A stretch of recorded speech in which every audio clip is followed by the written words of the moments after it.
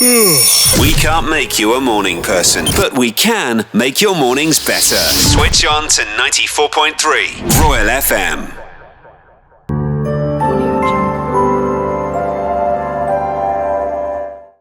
Bigger Conversation. Sponsored by MTN.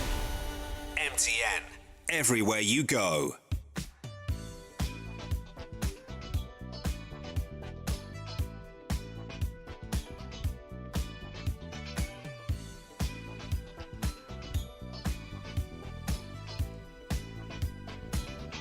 Good morning.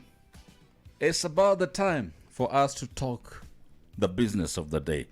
Our topical conversation this morning, as we speak, 28 ministers of education from across the continent are gathered right here in Kigali for what they have called Flex 2024, an event where policy makers and educators are coming together, to tackle one of Africa's biggest challenges, which is learning poverty.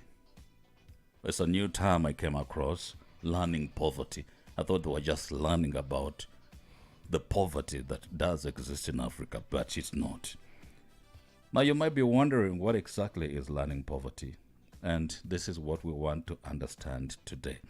We'll be joined by Dr. Herin online, who will speak to us about learning poverty. She is an educationist, a mathematician, and she's attending this conference, which is ongoing. But Ephraim is here in the studios with us. Good morning, Ephraim. Morning, my lovely people. I thought you were going to say good morning, my love. Hey, what's wrong? I've already done that. Good morning, Ephraim. Yeah, I'll take the other one. You don't. It's okay. Which one? The one you mentioned. If it comes from him, I'll take it. Good morning, my people. How are you? Good morning, Ephraim. No, don't worry. They won't break up with you. Guys, we're supposed to talk about learning poverty. Why are we talking about me? Am I the one who... I'm not in love poverty, don't worry. You're not in love poverty. What, you have too much love to give away, or? I mean, I'm a child of God. I know. And he loves me unconditionally. So Really? Yeah. That's very interesting. That's good. But whatever you're doing, keep on keeping on. Eh? Yeah. We appreciate. Thank you. How are you guys doing? We're doing well. The week has just We started. missed you. We have Doctor joining us online. Good morning, Doctor. Good morning, Jesse. How are you? Good morning. We're And doing Juliana, great. of course. Good morning, Juliana is also Doctor. here. We Doctor, have there's also also Ephraim in Ephraim. the studios. Who do we have in the studio? Ephraim Ramwenge. Hi, Doctor. How are you? I'm fine, Ephraim. How are you doing? I'm very well. I was told that you're a mathematician. Our favorite people. Yes, Yes. yes, I am. Yes, I am. We live through you. All- How does it feel to be a female and a mathematician? It's very tough, yeah? Oh my God, Juliana, don't say that loud on air. It feels normal. I mean, but you must be a very, very brilliant human being. Definitely. No, that's a stereotype. Yes, I would say. We have moved away from classifying math to be very difficult and exceptional. I think all of us have an innate ability to do math. It's always sometimes just the experiences we go through. So to Okay. give me, Juliana, you are a star at mathematics. No, I don't want to lie, Doctor. But thanks for ChatGPT. giving me that credit. No, it's not true. With ChatGPT. I just need to get you in my classroom, maybe. You have me expelled in the shortest time ever. Yes. Listen, Doctor, I do understand you are attending Flex 2024. I'm sitting right somewhere trying to have this call before going to the auditorium. Everybody has been headed into the auditorium. Is that at the Kigali Convention Center? Yes. Great. Now, we've just learned of a new terminology in education, learning poverty. Could you just tell us more about what this is? Learning poverty, don't get too used to it. It's not. It doesn't sound very positive, but basically, it's a terminology that is created by the World Bank as an index of measuring the number of students or learners who are not able to read or do basic mathematics. So let me say that again: read a simple text at the age of 10, or be able to do basic mathematics at the age of 10. So it's an index for measuring that. What percentage of our learners fall in that category? And especially, unfortunately, it's been used in the context of, globally, but it's a large conversation point in low and middle income countries. Therefore, the conference that we're having now, the FLEX conference. Why is it significant today that this conversation is happening in Rwanda? Okay, so there are two parts of your question. Why is it significant today? The conversation, why this conversation is significant and why it is significant that it's happening in Rwanda. Yes. So first of all, let's just put it into context that we have representatives from, I would say, those who are working in education, in research, in development work on matters education from across the continent, but also from the other parts of the globe. So I think one of the things, the significance of that is there's opportunity to share lessons. There's opportunity to look at where we are as a collective, that is as a continent, but also look at individual statistics in different countries, draw inspiration from one another.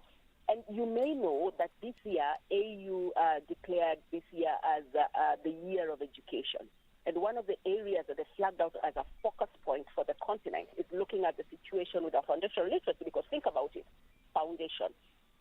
How good the foundation is determines how high a building can rise, how high the continent can go. So the significance of this gathering is that it's a rallying point. We have everybody here. We have the African Union here. We have, as I said, all the other people in one space. And we're looking at evidence. We're looking at data. What is it telling us? And let me just say something that was shared yesterday. I know as soon as we started learning poverty, it sounds like, yes, things are really dire. And indeed, there are contexts where we say less than 10% of our children can actually read a simple and basic point. I'll come back to that. I guess you have a question to that. But why is it significant that we're having it in Kigali?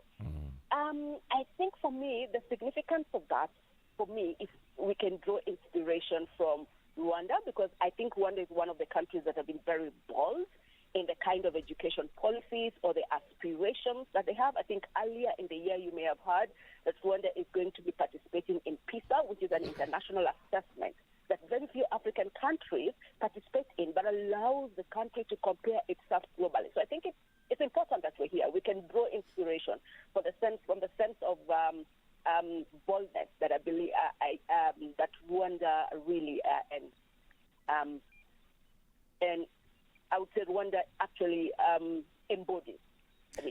Now, we see that according to reports, more than half of all children in sub-Saharan Africa are in learning poverty, meaning they are not learning what they are supposed to be learning, even though they are enrolled in school.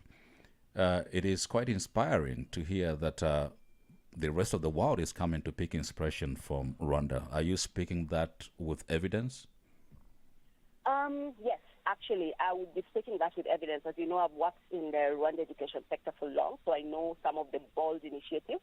I have recently just done an evaluation that involves students from different schools. When I say recently, it's as recent as last month.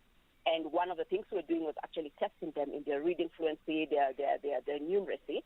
And I would say that Rwanda is not at that point where we're saying more than 50% cannot read basic text. And that's a real good thing, because as you may understand, this text in this context that we're talking about is in English.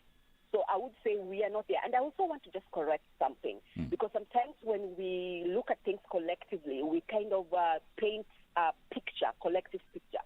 There are pockets within the continent where, yes, situations are dire. And the actual statistics is that about 20% of our students may not be able to read basic text that is under the age of 10, and about 10%.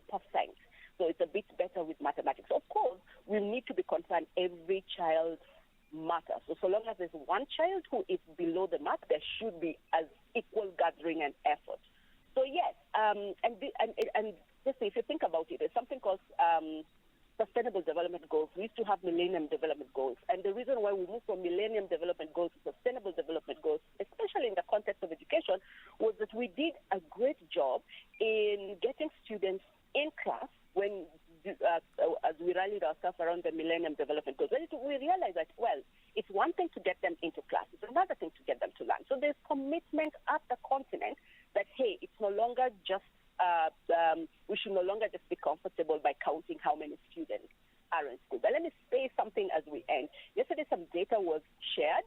We need to do more research because that's also one of the gaps we have. But there was some data that was shared on a spotlight series that is done by ADEA, one of the continental bodies, and it actually shows that the growth of numeracy and literacy is actually higher in the continent compared to the other regions. It's only that maybe we're starting from way, way, way back, but the trend is positive. We'd like to appreciate you so much for your insights. I know that His Excellency is going to be at the conference pretty soon, and you need to get ready for that. Thank you, Jesse, and shout out to all of us. Allow me to say, it's really, it's great that people like you or stations are actually gathering around this, because that's part of what we need, having this conversation. But otherwise, it was great talking to us, and as you said, it's always a pleasure to be with us and actually reflect on matters education. Thank you so much, and enjoy the deliberations. Thank you. Dr. Henrine Otieno, they are joining us online this morning to bring us a conversation about learning poverty. Ephraim, welcome to the Era Date. Thank you for having me. Let me take you to the basics. From Ephraim, are we now conversant on learning? Learning poverty, yeah, most definitely. You are. Yes. Okay. Well, the World Bank defines this as a condition in which children, even after attending school for several years, cannot read a simple text by the age of 10. This is a very significant concern because when children don't acquire basic skills, they struggle not only in school but also in life. They face major challenges in entering the workforce. It limits their opportunities to contribute to the economy and society at large. And I think as we dive into our conversation, we would like to check, even after 10 years and you've had basic education, why is it that we find most university students unable to match the job requirements on the market? That's where our conversation should go. But from your perspective as a business coach, Ephraim, how do you define learning poverty, and why do you think it is such a critical issue for Africa's workforce? So, first and foremost, I can't redefine what the people who came up with the term defined it as. It's the World Bank. Exactly. Even if, but still, it's that word. Like being deprived of it's like if of you textbooks about and mathematical sets. Yeah, do you know, if for example, like if Juliana wants to be called Juliana, that's her business. I can't say She's actually called Jules. Yeah, you see, so I can't go Really? and say Don't but believe him. but seriously, to stay on topic, as the doctor said, learning poverty is about the basics not being there by the age of 10. And when I was preparing for this, I went and I did research about the causes of learning poverty, at least as per the people who came up with the term. And they keep saying that the majority, it's about lack of access to quality education. And so even enrollment is not a sign that somebody is enrolled, but they have access to quality education. And so in essence, it comes down to simply that quality. Now, what I've noticed is that this is now from a policy level, that education reform and policies normally take about 20 years for you to truly see the impacts of them. And I mean this in the grand scheme of things. I'm not talking about a child knows how to read and write and you can tell within a few years. I'm talking about, is that person a productive member of society based on the education system that they went through? And so what a lot of countries do is that they try by all means to either expose their students to other markets or other education systems to elevate them, especially when they get to the university level. So you find they'll go through primary, secondary, and then when it's now time to go to tertiary education, the government normally offers scholarships. because they understand that yes, we have gotten this pool of talent. Let us help the brightest and the most intelligent amongst these kids. Let's take them to another market, another education system, and give them an exposure. Exactly. Now that doesn't mean that at home that it's not efficient. And I mean this. I'm talking about this in the grand scheme of things. What I've normally noticed, now I'm talking about the impact on the job market. When you see a lot of young people graduating and they don't have the basic skills, it's because it's very hard, and this is a global issue. It's very hard for somebody who has spent years in an education system to adapt to the job market because of the style or the difference in styles of the job market and the education system. Very few education systems around the world. I think Rwanda is a bit different. That's why I think the doctor was saying that there are policies that have been taken that are really worth copying by the rest of the continent or the region. We normally are taught we're normally taught what to think. Yesterday I was talking with someone and they were telling me how for them in school they were audio-visual learner. So for them they used to be in class and they'll just listen to the teacher and then they would go for the exam and they would pass. But ask them after a week after writing the exam what they learned, they couldn't remember. And it's because I don't know if you remember this, we used to be very good at cramming right before the exam. We did a lot of cram work. Yes. And then you'd go sit for the exam and then you'd pass the exam, but then you next year if someone asked you the knowledge you remember, you'd only probably remember 10%. It's because we are not taught how to think. Now this is the critical learning, understanding how to problem solve, the cognitive skills that are necessary for this. And so that's what normally causes the gap. Now, does that mean we don't need the theory and the technical aspects that are normally taught to us in class? No, we need them. But can it be coupled with some practical cognitive methodology? And again, coming back to what I was saying about how long it takes for you to see impact in the education sector. You cannot have a results-based feedback loop for education. It can't work because it'll be too late. I don't know if you understand. It's like marriage. If you decide you're gonna wait until 10 years into marriage to determine whether your marriage is gonna be healthy, you're gonna get there. There's a high chance you're gonna end up divorced even before you get to 5 years. I mean, so you find that you have to create a feedback loop in real time based on the methodology. So that's why you hear people saying that a good home, a good marriage, a good relationship, there's good communication, healthy communication. You guys are not competing with each other. You are supportive, you're loving, you're caring, you're understanding, you etc. So they focus on the methodology. Because if you wait for the results, like most things. So I'll give you another example. In business, we focus on results, not methodology. So we'll come up with a strategy, we'll come up with an implementation plan, we implement it. We will know by the end of the month or by the quarter whether it worked or not, because we'll see that we don't have money. That's a results-based feedback approach. But when we go the route of methodology, again, when the stakes are high and the feedback cycle is too long, like I said, 20 years is a long time to decide whether you're going to determine whether a policy works or not. You have to look at methodology. And that's what I'm saying. If we take this approach and say, hey, look, even as employers, and again, I'm talking about an entrepreneurship, you hire people and you onboard people. How much of your time is spent upskilling these people? How much of your time and energy is spent bringing these people to a point where they understand? I know, Jesse, you're a firm believer that you want people to be self-starters, but you have been an employer for how long? Or at least a leader for how long? And how many people have you noticed truly, even the ones who are the most intelligent and the most quote-unquote exposed, how many of those need hand-holding? There are quite several. Everyone needs hand-holding. Exactly. Now, the effectiveness or the type of hand-holding will determine how that person will move on in their work without your help. But it's also very common. I don't know. Yes, it's great. Cut you short about that. So it's common that the market today is finding challenges with young people So fresh from school, graduate, you have all the papers with you. You have the bachelor's. But when it gets to real You delivery, have no idea what the job demands. exactly, you cannot do nothing. A You whole can't solve a graduate single problem. cannot even do.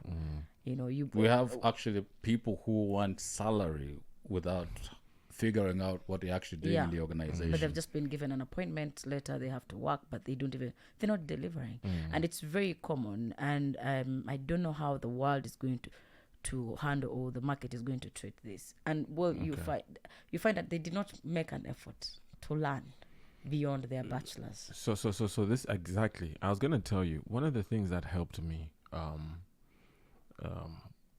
that I learned probably. I'd been an entrepreneur for 6 years at that point. Yeah, 6 was it? Yeah, 6 years. Something that I learned is that whether you like it or not, you need to learn. Yeah. Whether you like it or not. So at the time I'm obsessed with studying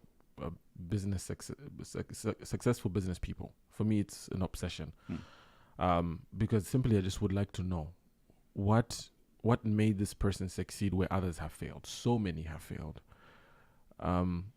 And one of the things you'd come across is this one has dropped out of school, this one dropped out, this one dropped out, that one dropped out, and you're like, okay, but all these dropouts, how are they still so successful in very technical fields? Until you realize that education can either be formal or informal. Whether you like it or not, education needs to be there. But is it structured in a classroom with a lecturer or a teacher who's telling you 1 + 1 = 2? Or is it you out of curiosity saying, I'm going to look and find out how you do mathematics, right? That is the same mentality a lot of young people, unfortunately, even in this day and age, have not understood. And why I'm saying in this day and age is because it's easier. And I think that's the paradox of society, or just life in general. The easier it is for you to attain something, the more you take it for granted. There is so much free education out there. If it's not YouTube, it's a podcast. If it's not a podcast, it's a book, an ebook. Because people pirate that stuff. And I'm not saying you should commit a crime by reading a pirated book and downloading that PDF. But if you don't have the money to go and pay $17 for an e-version, go ahead and do it. At the end of the day, when the time comes and someone is like, you downloaded this book illegally, you're like, I'm sorry, I just wanted to educate myself. But my point is, if you make up your mind and say, look, I'm going to be that person who always upskills myself, moves myself forward, you won't find yourself in this problem. Now, the reason I'm bringing that up is because most of our jobs are very contextual, unless it's a technical job. If I was in the School of Journalism and they taught me how to do your jobs, there's a high chance that even if I came and I was the best in my class and I came and I sat behind this mic, I wouldn't do as good of a job as Juliana or Jesse. Facts, no? Even with training? No, let's be honest. And let's be frank. I come from the School of Journalism. I think you'd be better than me. And with that deep voice, I would have to go drink raw eggs. So is the voice also trained? That's what but by the way, it's they do vocal training. Exactly. Yes. But my point is, someone comes from the School of Journalism from Mount Kigali here and comes and sits on this mic. We have seen a couple of them try, and they just don't get it. And the reason why, at least from my own observation as an employer, has been that, unfortunately, the job is contextual. What is required for Juliana to do her job so well the way she does it is understanding what her job needs in that particular moment. Because what makes somebody an effective employee or an effective member of society or of an organization is not the skills only. At least the hard skills. These are the technical understanding of what a sound system looks like, what lows, mids, highs look like, how this particular system works, what broadcasting looks like. No, it's the soft skills to understand what's the mood of people on a Tuesday at 8:30 in the morning, and what kind of energy should I bring, so that when they're listening to me on the radio, if they're in their car, how should I make them feel as they drive? And all of that is contextual. So what I keep saying is that as young people, put yourself in as many situations where you can develop those soft skills. For employers, if you're going to handhold, which you have to do, ensure that, again, you are also creating that space where somebody can learn on the job with freedom of failure. Because I think that's what a lot of people fear. They've just gotten a job, they've really hustled to get this job, and they're scared of telling their boss they don't know. Listen, you are an entrepreneur. You've seen firsthand the skills required to succeed in today's world. How do you think skilling, which is the process of equipping individuals with specific job-related skills, can help bridge the gap between the learning poverty in Africa? And I just want us to close with this. I know we have very little time. Yeah. Because I think we have a bigger problem. I have seen so many people write, so many people complain about how the education system in the country has been changing. And I think the ministry has changed ministers time on time as they try to fix the problem. I think they've given it short term, mid term, longer term, and they checked that it was not working. And up to today, you cannot be so sure that the skills I'm looking for a particular job, I would find them without having to invest in more skilling after someone has come out of school. So you've asked me a very complex question, but I think quickly just to talk about what any employer should focus on. There's something I like to look at called talent banding. And I've talked about this on this show, and I've talked about this on Living Entrepreneurship by Salty. Talent banding is one of the most effective ways to get what you're looking for as an employer. And the good thing about talent banding is that it helps you get the right kinds of people for the jobs, not necessarily the right qualified people for the jobs. In what sense? Talent banding says, what talent do I need for somebody to be an effective radio presenter? Good voice, good personality, broad knowledge of well-read, or just a broad knowledge of many topics, and an understanding and an ability to think on the fly. Even if that person has never gone to a school of journalism, that person will probably do a better job than somebody who did. Would you say the same for architectural work? You'd be surprised. I've known some technical people who taught themselves what they do. Yesterday, I met somebody who's a Scrum Master. This is a programmer. And this person graduated from university in sociology and just woke up and said, I graduated and I have this degree, but I don't think I want to do this for the rest of my life, so I want to go into tech. Did they know in the first place what they were studying? I mean, most of us don't. First and foremost, we don't allow a child, somebody at the age of 17, to vote. But for some weird reason, we say that somebody at 17 should know what they want to do for the rest of their lives. It's a flawed structure. A 17-year-old is not old enough to vote and to drink, but they're old enough to say, this is what I'm going to do for the rest of my life. And so, realistically, that person probably went into that because they saw a relative do it, or no they government sponsorship. Their subjects could qualify. Yeah, stuff like that. They scored well in religious education. And exactly. And so so they go that route, and then they reach. And so that's what I keep trying to say. Like, if we can just, again, create a space where people can come in and learn without failure, without punishment or failure, or fear of failure, we would actually get the kind of workforce that we desire. Ephraim Ramenge on Kigali in the morning. It's the 8. At 8 we have the news. Coming up next, I know we've short through time, but thank you so much, Ephraim. These are always continual conversations every Tuesday.